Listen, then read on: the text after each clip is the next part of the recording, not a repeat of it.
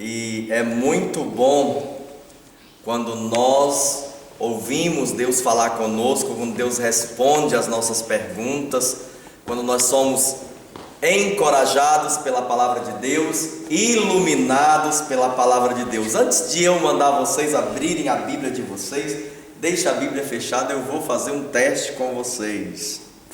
Quem sabe o que está escrito lá em Mateus 25, a partir do versículo 1?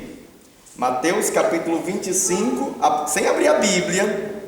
Mateus capítulo 25, a partir do versículo 1, de 1 ao 13. O que está escrito lá no começo de Mateus capítulo 25? Quem sabe? Quem lê Bíblia? Quem marca?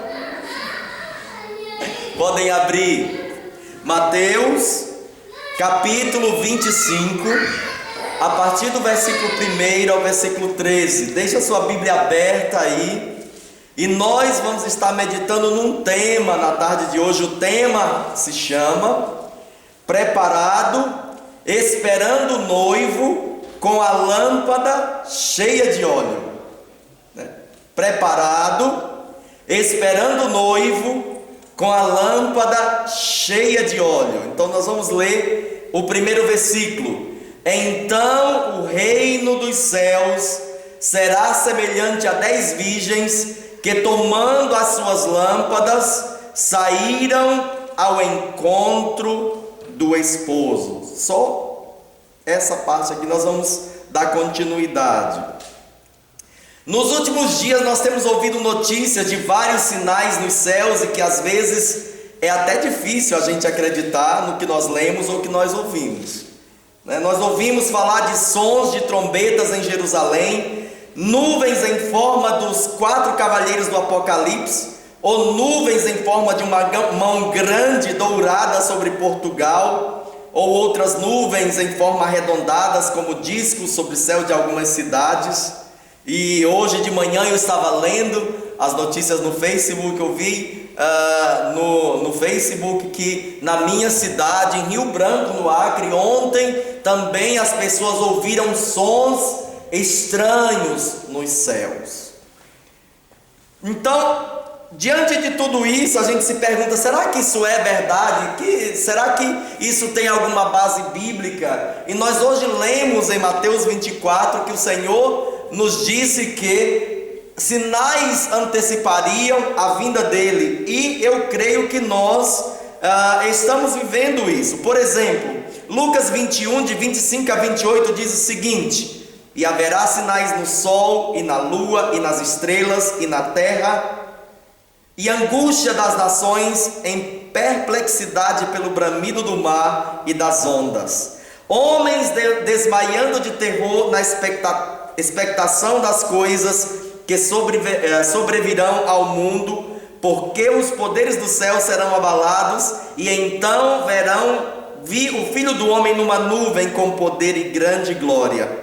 Ora, quando essas coisas começarem a acontecer, olhai para cima e levantai a vossa cabeça, porque a vossa redenção está próxima. Há alguns dias no Brasil, lá em Santa Catarina, nós vimos um pequeno tsunami invadindo as ruas de cidades litorâneas, estradas à beira do mar. Essa semana no Rio de Janeiro houve uma ressaca tão grande que algumas partes da orla do Rio de Janeiro, a água do mar invadiu as ruas. Então tudo isso são sinais da vinda de Cristo. Isaías 13, 10, 13 e 14 diz: com efeito as estrelas dos céus e suas constelações não mostrarão a sua luz, e o sol nascente escurecerá, e a lua não dará a sua claridade costumeira. Tudo isso são textos bíblicos que falam que haverá sinais nos céus e na terra.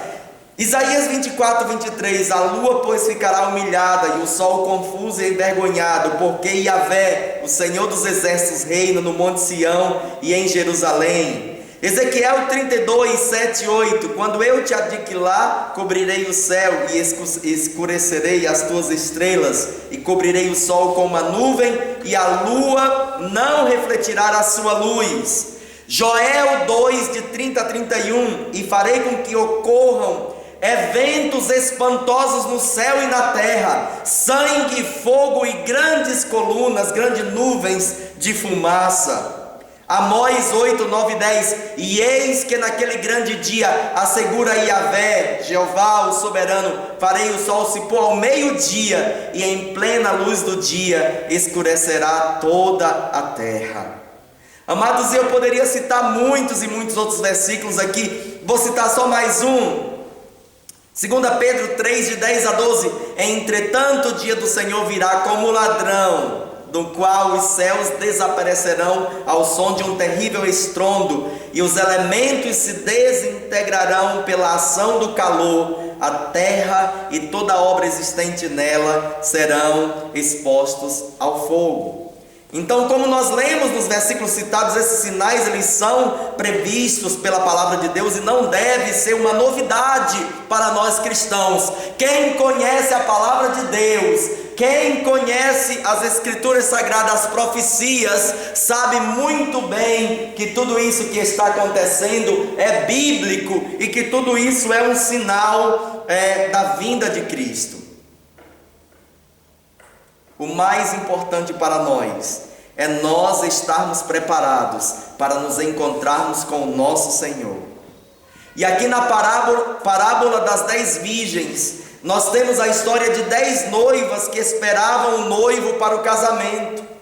E Jesus começa essa parábola dizendo: o reino dos céus. E eu gostaria de destacar apenas essa frase: o reino dos céus, ou o reino de Deus. Muita gente faz confusão ou simplesmente não entende ou não está consciente do que é o reino de Deus. Algumas definições para clarear a mente da gente, para que nós entendamos mais o que é o reino de Deus. Então, a primeira definição do reino de Deus: o reino de Deus, talvez essa seja a definição mais importante. O reino de Deus é onde Jesus é o rei.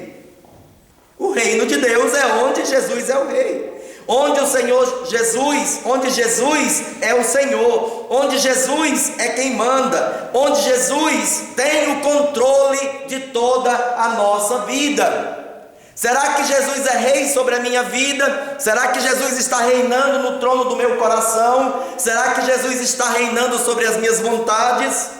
Jesus é o Senhor dos meus pensamentos? Jesus é o Senhor das minhas palavras? Nós temos que nos perguntar assim. Jesus é o Senhor das minhas ações e atitudes?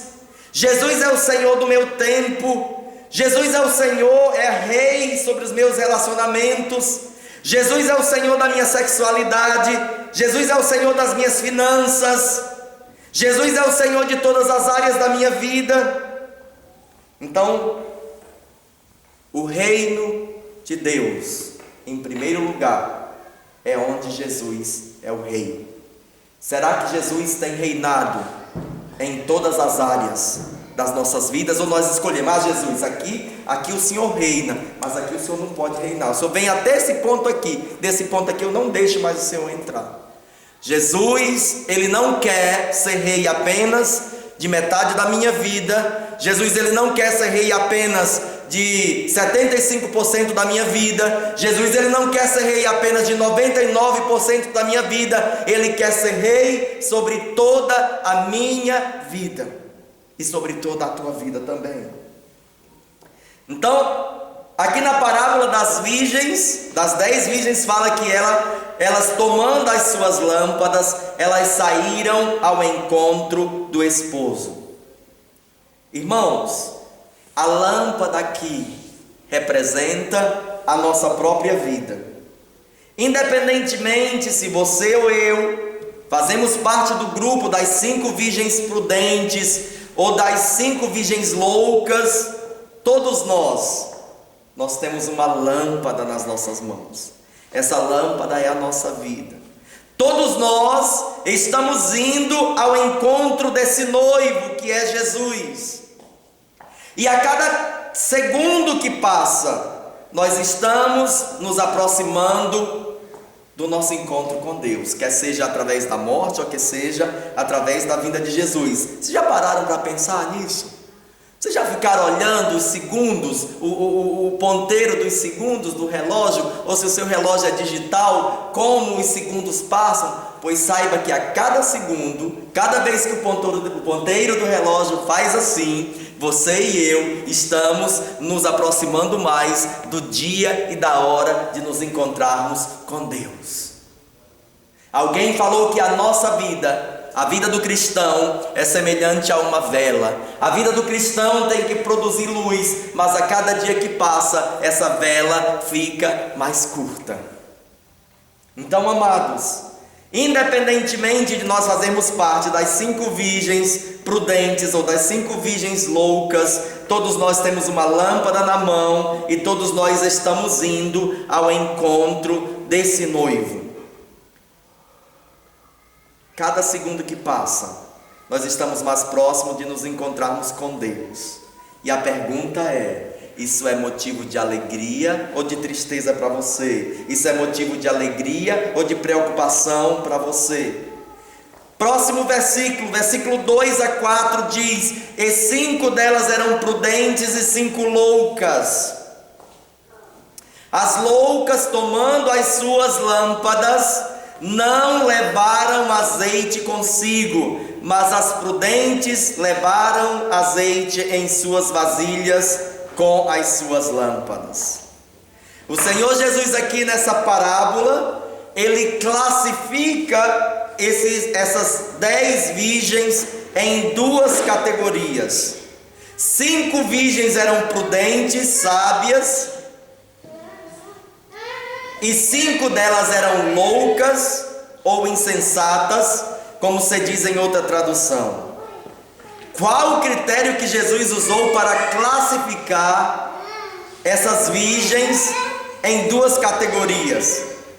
O critério que Jesus usou para classificar as 10 virgens em 2 grupos, um grupo, 5 eram loucas e 5 prudentes, para classificá-las em 2 grupos foi a presença do azeite nas suas lâmpadas. O azeite na Bíblia representa o Espírito Santo de Deus. Todos nós precisamos ter uma vida diária cheia do Espírito Santo de Deus, uma vida cheia da unção do Espírito Santo de Deus. Precisamos, amados, precisamos viver diariamente com a nossa lâmpada espiritual cheia do Espírito Santo de Deus, cheia do azeite. E a pergunta para nós é: como é que eu posso saber que eu estou tendo uma vida cheia do Espírito Santo de Deus? Como é que eu posso saber se eu estou cheio do Espírito Santo de Deus? Precisamos nos perguntar: estou cheio ou estou vazio? Como é que está a minha vida? Como é que está a minha lâmpada? Como nós podemos saber se nós estamos cheios do Espírito Santo de Deus? Essa pergunta, ela é importantíssima para a minha vida e para a tua vida. Porque o noivo está chegando e nós não podemos ser pegos de surpresa com a nossa lâmpada espiritual vazia, ou seja, vazio da presença de Deus, vazio do Espírito Santo de Deus. Como é que nós vamos saber que nós estamos cheios do Espírito Santo de Deus? Muitos confundem estar cheios do Espírito Santo de Deus com estar falando em línguas, ou outras coisas, né? Não estou dizendo aqui que falar em línguas não é bíblico, pelo contrário, eu oro em línguas estranhas às vezes, mas muitos confundem, acham que se você não está falando em línguas durante a pregação ou na igreja, se você não está pulando, se você não está gritando, você é um crente frio e não está cheio do Espírito Santo de Deus. Não, eu sou uma das pessoas que eu aconselho, que eu incentivo os irmãos a buscarem o batismo no Espírito Santo, a buscarem a orar em línguas, a buscarem a falar em línguas estranhas, porque é maravilhoso, porque a palavra diz que quem fala em línguas estranhas edifica-se a si mesmo. Só que nós não podemos ser egoístas e ficar só nos edificando a nós mesmos. Precisamos também pedir para que o Senhor nos use, nos dê o dom da interpretação das línguas, para que nós possamos então profetizar para a igreja do Senhor e todo o corpo de Cristo é edificado. Não podemos só ficar no primeiro dos dons iniciais. Geralmente manifesta-se o batismo no Espírito Santo de Deus através do falar em línguas, como nós vemos na palavra. Quase todas as vezes que as pessoas foram batizadas no Espírito Santo de Deus, elas falaram em línguas. E aqui eu já quero dizer algo: se você não fala em línguas, não significa que você não tem o Espírito Santo de Deus, não. Todos os crentes têm o Espírito Santo de Deus, todos podem ser cheios do Espírito Santo de Deus, mas geralmente, quando nós somos revestidos do Espírito Santo de Deus para uma obra, para um ministério, a manifestação do batismo do Espírito Santo de Deus é o falar em línguas. Mas o fato de que aqui na igreja nós não estamos falando em língua o tempo todo durante o culto, não quer dizer que nós não estamos cheios do Espírito Santo. Quem pensa que para estar cheio do Espírito Santo de Deus precisa estar falando em línguas o culto todo, pulando, rodopiando, não entendeu ainda nada do Evangelho, não passa de um bebezinho espiritual, aí no kindergarten espiritual, no jardim de infância espiritual. Precisa comer palavra para crescer. Para crescer espiritualmente, para parar de fazer meninice. Então, irmãos, respondendo à pergunta, como nós sabemos se nós estamos cheios do Espírito Santo de Deus? Porque estar cheio do Espírito Santo de Deus não é gritaria, não é pular, não é rodopiar, não é bater o pé, não é ter outros comportamentos estranhos que contribuem mais para as pessoas se afastarem da igreja do que para a edificação do corpo de Cristo. Especialmente nós, os brasileiros, e eu falo assim porque eu ainda sou brasileiro, muitas vezes cometemos esse erro de achar que está cheio do Espírito Santo, ou mais além, que uma igreja é pentecostal, apenas quando as pessoas estão falando em línguas estranhas no culto, gritando, sapateando outras coisas estranhas. Inclusive muitos até já falaram da nossa igreja, que a igreja, o Centro Cristão Internacional Eclesia. Uma vez uma pessoa veio aqui, veio uma única vez no culto de domingo, e ela chegou depois do culto para mim. Eu perguntei: e aí, você o que você achou do culto? Falou: olha, pastor, o culto foi bom, os louvores são bons, mas essa igreja é tão fria, porque a pessoa veio com uma expectativa de que os irmãos alemães aqui iam ser da mesma maneira que nós fazemos lá no Brasil, né? Que nós damos lugar às nossas emoções. Não é errado, se é para edificar, se nós estamos só entre nós, numa vigília, onde só tem crente, aí nós podemos dar mais liberdade ao Espírito Santo de Deus, podemos até dar uns pulos, podemos expressar nossa alegria, dançar na presença do Senhor, porque não vai causar escândalo ali, todo mundo é crente, todo mundo conhece o fogo do Espírito Santo de Deus.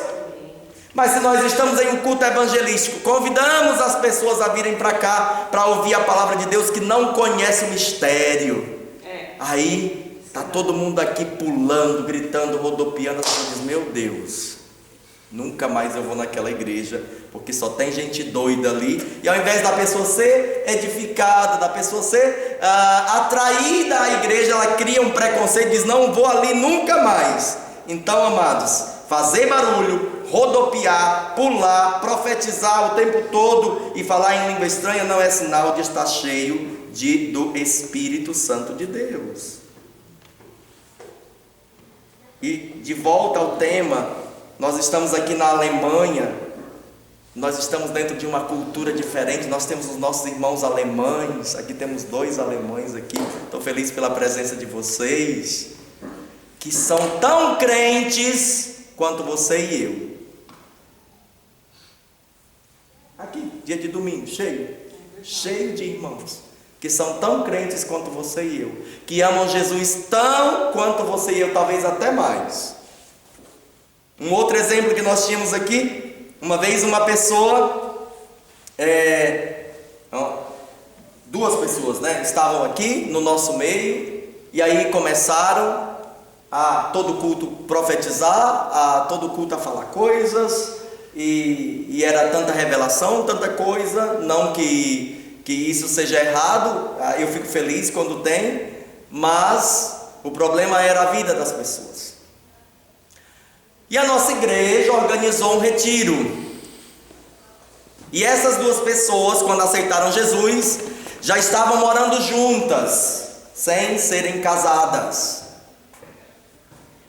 E com muita sabedoria, claro que eu não ia chegar para as pessoas e dizer: olha, vocês aceitaram Jesus e a partir de agora, vocês não podem mais morar juntos, vocês têm que se casar imediatamente. Eu não ia fazer isso. Mas o tempo foi passando, e depois de mais de ano, quase 2 anos, eu cheguei para os dois e falei: seria bom que vocês se separassem até vocês conseguirem se casar, ajeitar os papéis, tinham alguns problemas de documentos, e os dois não tinham necessidade de estarem morando juntos, cada um tinha uma casa, cada um tinha um apartamento deles mesmos, e eu aconselhei como pastor, falei: seria bom se vocês esperassem na vontade do Senhor, o tempo de Deus para a vida de vocês, para que os papéis de vocês se regularizem, vocês se casam, e vocês voltam a morar juntos,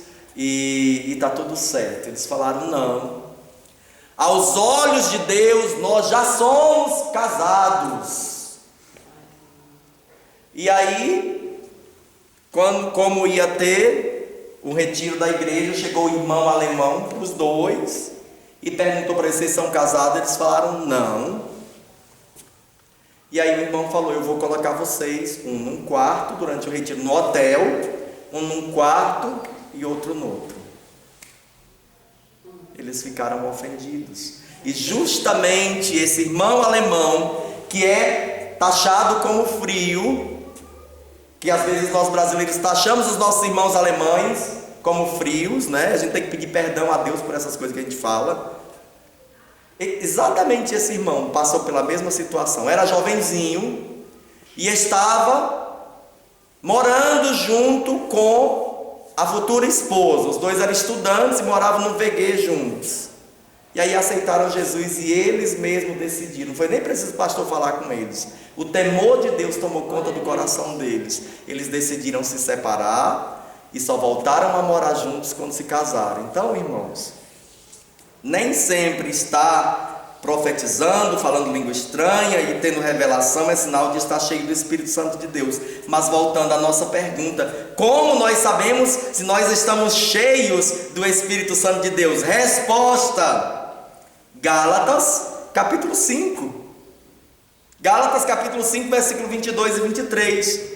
Mas o fruto do Espírito é amor, alegria, paz, paciência, amabilidade, bondade, fidelidade, mansidão e domínio próprio. Contra essas coisas não há lei. Traduzindo melhor, é os sinais na vida de alguém que está cheio do Espírito Santo. Então, os sinais na vida de alguém que está cheio do Espírito Santo é: essa pessoa é uma pessoa cheia de amor, essa pessoa é uma pessoa alegre. Irmãos, se tem alguém que tem motivo para ser alegre e para festejar e para se alegrar e para fazer festa 24 horas por dia, somos nós.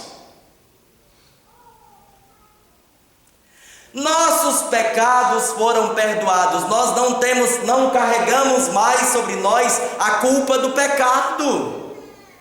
Jesus nos deu uma vida nova, nos presenteou com uma nova vida, escreveu o nosso nome no livro da vida. Jesus nos fez cidadãos dos céus, nós temos esperança. Romanos 8:1 diz assim: portanto agora nenhuma condenação há para os que estão em Cristo Jesus, que não andam segundo a carne, mas segundo o Espírito. Nós cristãos temos motivo para sermos alegres. Eu não consigo entender como alguém que diz ser cristão, e a gente pergunta: como é que você vai? Mais ou menos. vou vivendo. Amados, deixa eu te dizer uma coisa. A nossa alegria, ela não é definida pelas circunstâncias que nós estamos vivendo, mas por aquilo que nós somos. Guarda essa frase no teu coração.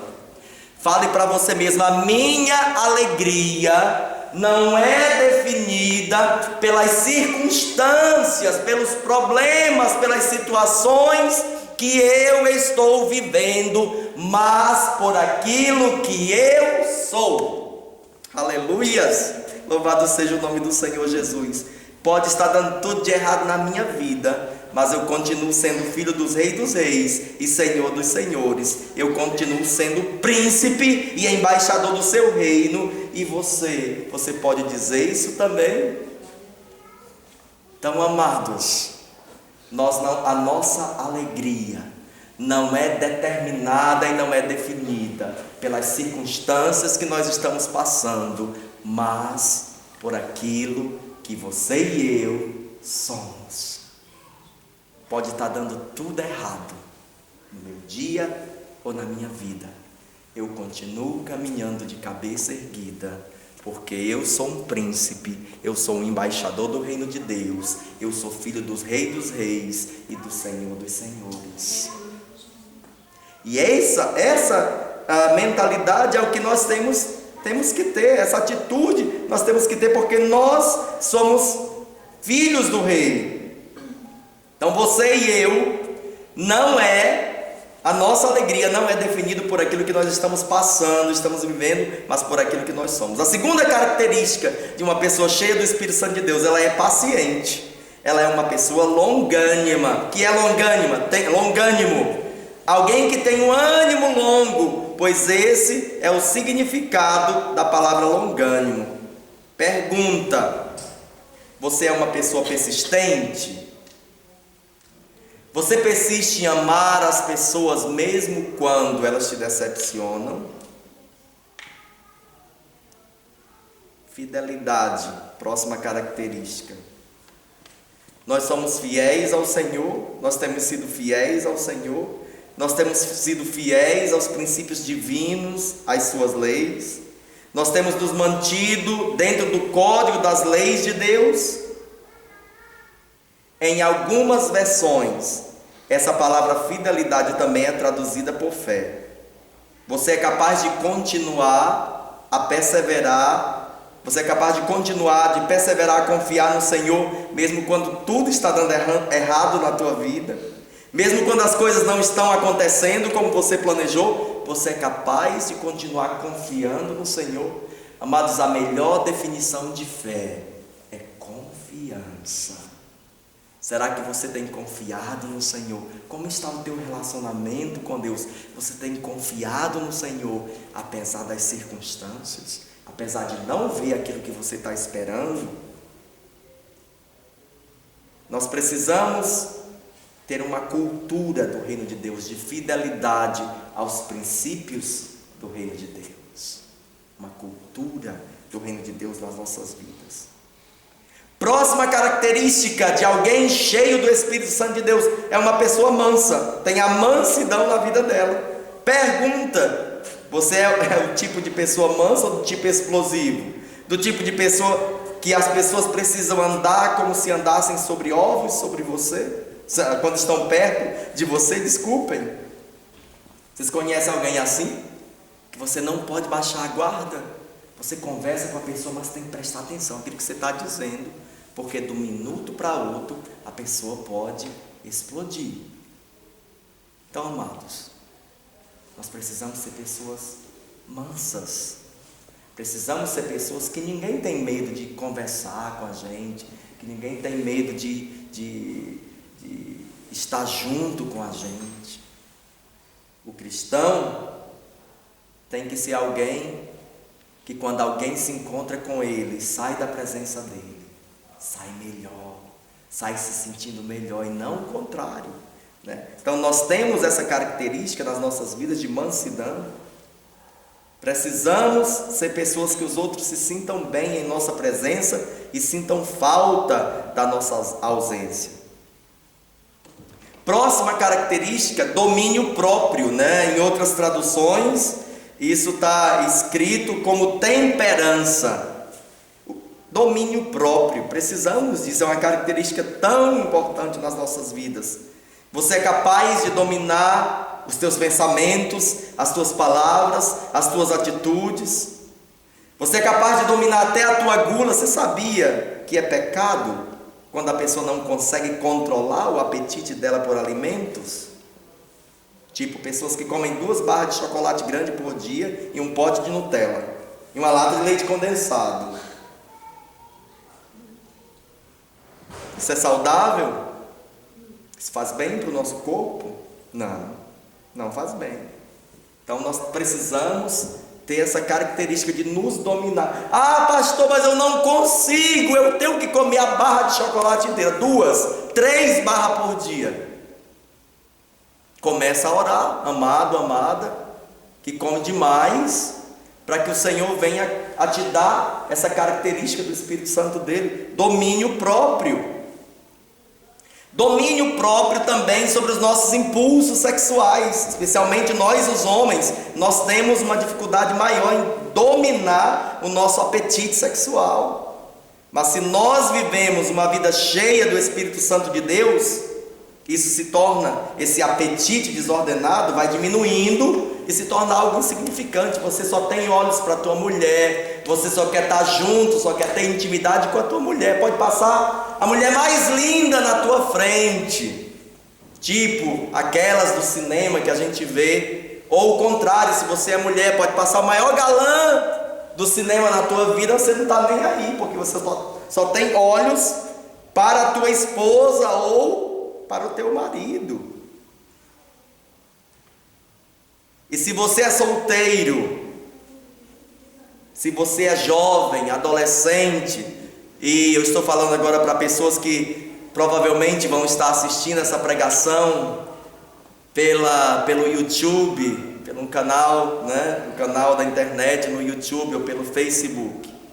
Você que é jovem, você que é adolescente, você que é solteiro, se você tem o domínio próprio, que é uma característica do Espírito Santo de Deus na tua vida, você não vai despertar a tua sexualidade antes do tempo.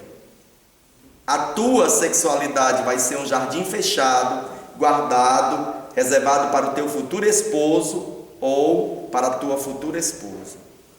Muitos jovens têm caído nesse pecado e têm pago um alto preço por brincarem com fogo. Alguns tornaram-se pais e mães antes do tempo, e agora, quando deveriam estar se preparando para a vida, para aprender uma profissão ou construir uma carreira, têm de se preocupar em cuidar e sustentar os filhos. Outros ainda fazem pior ainda, jogam os filhos nas costas dos pais, quando os pais deveriam já estar desfrutando da aposentadoria e estarem aproveitando a vida, se divertindo, aproveitando os últimos dias de vida, eles têm de estarem trabalhando ainda mais para sustentarem os netos. Estão 24 horas por dia sobrecarregados com os netos, enquanto os desobedientes continuam curtindo a vida adoidados. Isso é justo? Outros jovens pagaram um preço muito maior ainda, por não controlarem os seus impulsos sexuais, estão doentes, doentes na alma, outros estão doentes no corpo, mas quem tem uma vida cheia do Espírito Santo de Deus, tem domínio próprio, ou a temperança, como diz em outra tradução. Continuando, voltando agora, nós sabemos que o que fez a diferença na vida das 10 jovens foi a presença do Espírito Santo de Deus, foi o óleo do Espírito Santo de Deus. Então agora nós sabemos que as características da presença do Espírito Santo de Deus são todas essas, né? O amor, a paciência, a mansidão, o domínio próprio, a benignidade, a bondade, enfim, todas as listadas lá em Gálatas 5, 22 e 23. Então, o critério que Jesus usou para classificar as 5 virgens em loucas e prudentes foi a presença do Espírito Santo de Deus na vida delas, do óleo na lâmpada delas. Próximo versículo, versículo 5: e o noivo demorou a chegar, e todos ficaram com sono e adormeceram. Mateus 25, 5. O adormecimento espiritual aqui nós podemos entender como as distrações de nossa vida. O interessante aqui que a parábola diz que, demorando o noivo a chegar, adormeceram todas. Adormeceram as 5 virgens prudentes e adormeceram as 5 virgens loucas também. Então todas adormeceram. Então, como nós podemos entender esse adormecimento espiritual aqui? Então, são as distrações da nossa vida diária, é a luta pela sobrevivência, é a carga de trabalho de cada um de nós, mas mesmo assim, nós não podemos ser uma pessoa relaxada com relação à nossa vida espiritual. Tem gente que tem tempo, tem dinheiro, tem gasolina para fazer tudo, mas não tem tempo para Deus. Não tem tempo para ter um tempo a sós com Deus em oração e meditar na palavra. Não tem tempo para cultuar nos fins de semana. Não tem tempo para participar de pequenos grupos familiares ou células.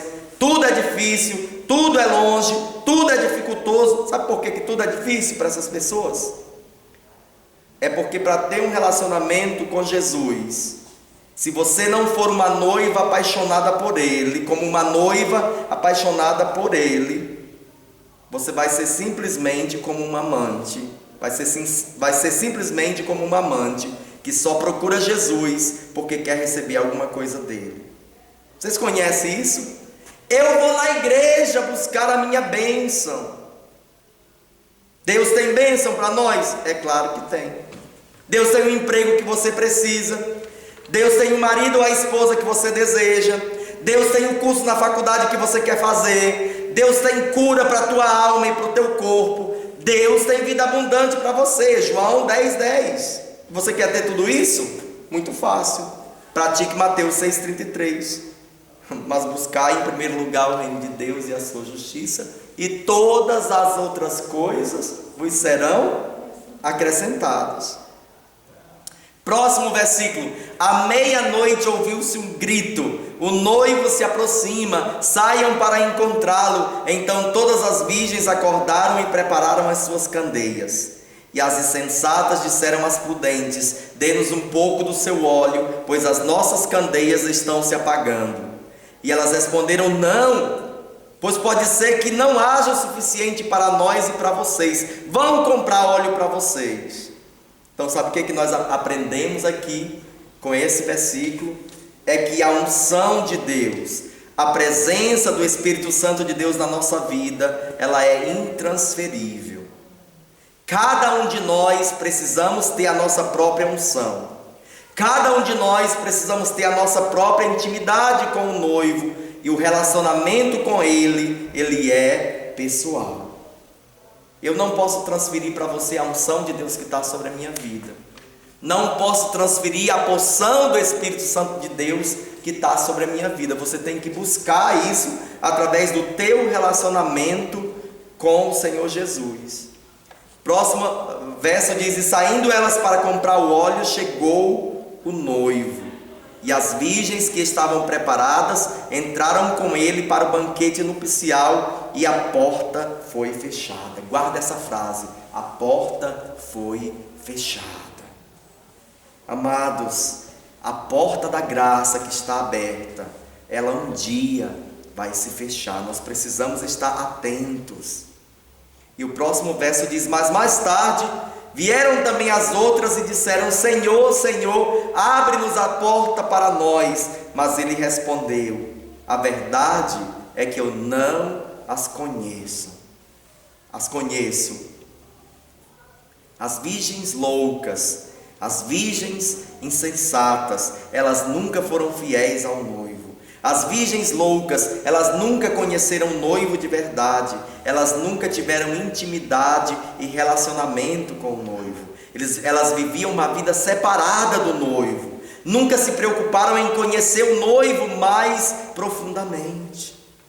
Então existem pessoas que estão vivendo assim, como as virgens loucas. São infiéis ao noivo, a Jesus Cristo. não se preocupam em conhecer Jesus, não se preocupam em ter intimidade e relacionamento pessoal com Jesus, vivem uma vida separada de Jesus e não se preocupam em conhecê-lo mais profundamente. E Jesus termina essa parábola dizendo: portanto vigiem, porque vocês não conhecem nem o dia e nem a hora. A vigilância, ela é tudo em nossa vida espiritual. Vigilância significa viver a vida de maneira consciente, cumprindo os planos de Deus para a nossa vida e a sua vontade. Vigilância significa viver a vida consciente, cumprindo os planos de Deus para a sua vida e a sua vontade. Amém? Será que você tem vivido uma vida de vigilância? Será que você tem vivido uma vida consciente de quem você é? Será que você tem sido uma noiva de Cristo como essas 5 virgens prudentes que têm vivido uma vida cheia do Espírito Santo de Deus? Como está a tua vida diante de Deus?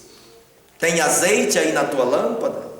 Talvez você já tenha azeite em sua lâmpada, mas você quer mais. Você quer ter mais do azeite de Deus, mais do Espírito Santo de Deus, até transbordar. E Deus quer fazer nesses últimos dias um transbordamento do Espírito Santo de Deus. Pessoas vão começar a transferir a vida de Deus para as outras pessoas. Pessoas vão começar a ensinar outras pessoas a viverem dentro de um relacionamento de amor e intimidade com esse noivo maravilhoso que é Jesus. Pessoas vão transferir a vida do discipulado e a aprendizagem sobre a vontade de Deus para as nossas vidas. Pessoas vão transferir todo esse conhecimento, toda essa aprendizagem para as outras pessoas. Amados, Deus me mostra pelos olhos da fé pais e mães espirituais que gerarão muitos filhos. E eu tenho uma palavra de Deus para a tua vida. O tempo de vida espiritual estéril está terminando. Se você crê, eu convido você a ficar de pé nesse momento e nós vamos estar orando ao Senhor. Cristo pode estar, aliás, deixa então, continuando, vamos gravar ainda essa oração. Vamos nos ficar de pé e você vai fazer a tua oração pessoal com o Senhor Jesus. Eu não conheço a tua vida, mas se você está vivendo uma vida que não está cheia do azeite, que não tem azeite, que não tem a presença de Deus, que não tem a presença do Espírito Santo de Deus na tua vida suficiente, o teu azeite não é suficiente quando o noivo voltar, e você sabe disso. Se o Espírito Santo de Deus falou com você nessa tarde, ou através desse vídeo, abre a tua boca nesse momento e com toda a sinceridade do teu coração, fala com o Senhor Jesus nesse momento e diga: Senhor, eu estou cansado de ter vivido uma vida vazia do teu Santo Espírito. Eu quero o teu Espírito Santo de Deus, eu quero estar transbordando do Espírito Santo de Deus. E para você que já tem o Espírito Santo de Deus na tua vida, mas você quer mais, você quer ser cheio, até transbordar, vamos orar comigo pedindo mais, um revestimento, um transbordamento, um batismo no Espírito Santo de Deus. Se você não é batizado, peça para Jesus te batizar nessa tarde. Vamos orar ao Senhor. Pai, no nome de Jesus, nós te agradecemos pela tua palavra, Pai. Te agradecemos pela tua palavra que é fiel e verdadeira. Te agradecemos porque o Senhor já está às portas. Pai, nós queremos ser achados, não como as virgens loucas, não como as virgens insensatas, que não tinham azeite na sua lâmpada, Pai, mas nós queremos ser achados cheios, transbordando do teu Santo Espírito, Pai. E nessa tarde nós queremos pedir uma porção a mais do teu Santo Espírito, um revestimento a mais, Senhor, do teu Santo Espírito. Nós queremos pedir que o Senhor esteja batizando pessoas que não são batizadas no Espírito Santo, Pai. Que pessoas comecem a falar em línguas estranhas, aí onde elas estão, na sua casa, talvez aqui na igreja, Pai. Batiza pessoas com o teu Santo Espírito, Pai, desperta as pessoas a buscarem, a terem uma vida cheia do Espírito Santo de Deus. Amado Deus, amado Pai, Senhor meu Deus e meu Pai, prepara-nos para estarmos contigo no grande e glorioso dia da tua vinda. Abre, Senhor, os nossos olhos espirituais para nós interpretarmos os sinais desses últimos dias, Pai. Senhor, que nós não venhamos a estar com medo, mas que nós venhamos a estar de cabeça erguida, esperando pela tua vinda, Jesus. No teu nome, Senhor, nós assim oramos. Amém e amém. Glória a Deus. Vamos louvar o Senhor com mais um hino.